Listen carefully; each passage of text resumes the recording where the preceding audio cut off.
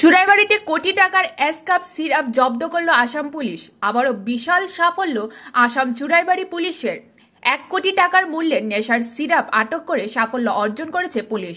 কলকাতা থেকে আগরতলা পাচারের পূর্বে আসাম পুলিশের হাতে জব্দ বিপুল পরিমাণ নেশার সিরাপ, সঙ্গে আটক লরির চালক ও সহচালক। বিবরণে প্রকাশ, মঙ্গলবার দুপুর 1টা নাগাদ কলকাতা থেকে আগরতলাগামী WB472103 নম্বরের একটি 12 চাকার লরি অসম চুরাইবাড়ি ওয়াচপোস্টের সম্মুখে আসতে পুলিশ রুটিন তল্লাশি করার সময় গাড়িতে থাকা এই বিপুল পরিমাণ ফেন্সিডিল ও এসকাপ জাতীয় নেশার সিরাপ জব্দ করে।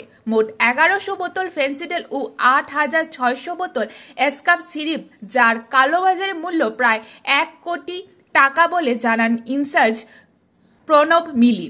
এদিকে লরির চালক সঞ্জয় রায়, বয়স 45, পিতা সুবোধ রায়, বাড়ি পশ্চিমবঙ্গের নদিয়া জেলার শ্যামনগর গ্রামে ও সহচালক সদানন্দ রায়, বয়স 35, পিতা শৈলেন রায়, বাড়ি শ্যামপুর বাজারের। এদের পুলিশ পাকড়াও করে এনডিপিএস আইনের মামলায় রুজু করেছে এবং আগামীকাল এদের করিমগঞ্জ এজেএম আদালতে সোপর্দ করা হবে। এদিকে ধৃত চালক জানায়, গাড়িতে ট্রান্সপোর্টের বিভিন্ন খুচরো পণ্য সামগ্রী বোঝাই ছিল এবং সেগুলি আগরতলার উদ্দেশ্যে নিয়ে যাচ্ছিল।